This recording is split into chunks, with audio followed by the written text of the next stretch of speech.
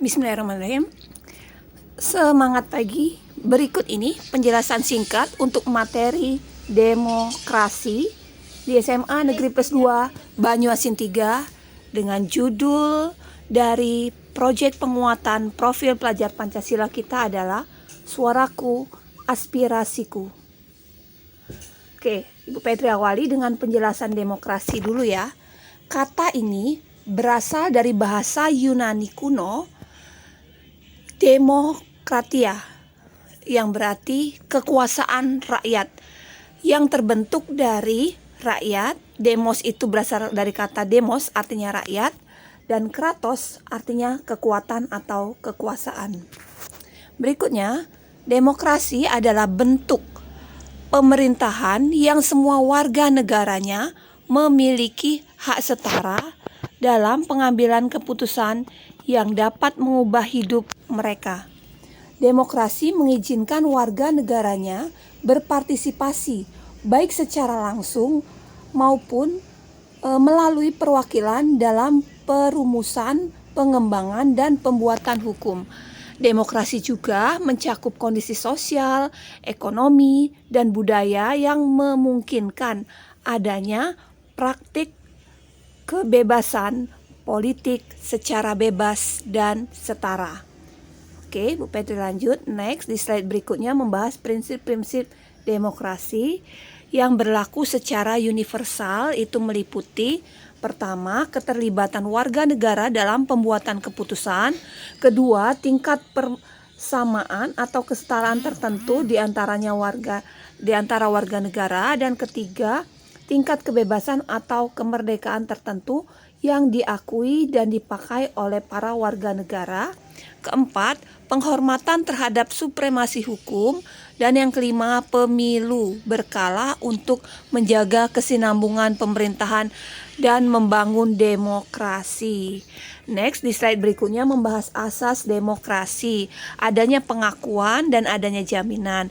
Adanya pengakuan menjelaskan pengakuan partisipasi rakyat dalam pemerintahan, adanya jaminan terhadap rakyat untuk dapat berpartisipasi dan menentukan kebijakan negara dengan perlindungan hukum berupa perundang-undangan yang berlaku, jadi rakyat dapat ikut berperan sesuai status dan kompetensi masing-masing dengan batasan-batasan pengaturan yang berlaku. Adanya jaminan yang kedua, pengakuan harkat dan martabat manusia, jaminan hukum terhadap pelaksanaan hak asasi manusia, juga terdapat konstitusi yaitu pada pasal 27 sampai dengan 34 UUD 1945 dan peraturan-peraturan pelaksana lainnya.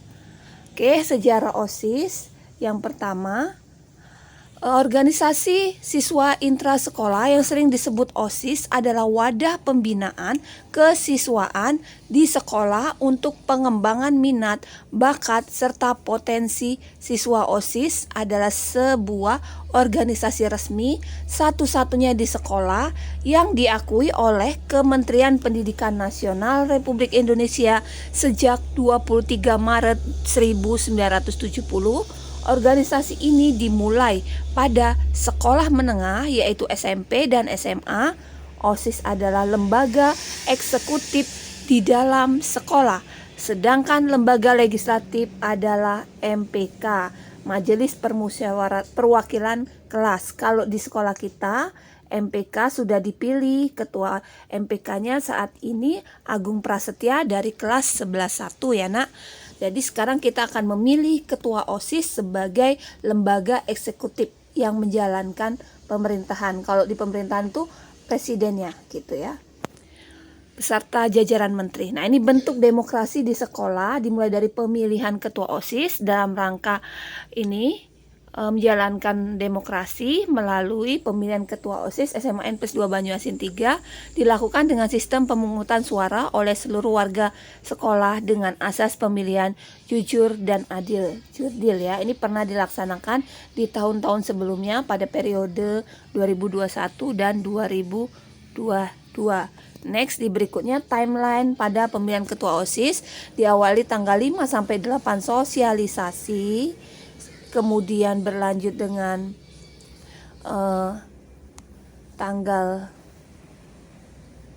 berikutnya, tanggal 12 sampai 14 itu pendaftaran calon ketua OSIS, 15-nya verifikasi, 16 pengumuman kandidat calon ketua OSIS terpilih dan pengambilan nomor, 19 penyampaian visi misi atau kampanye.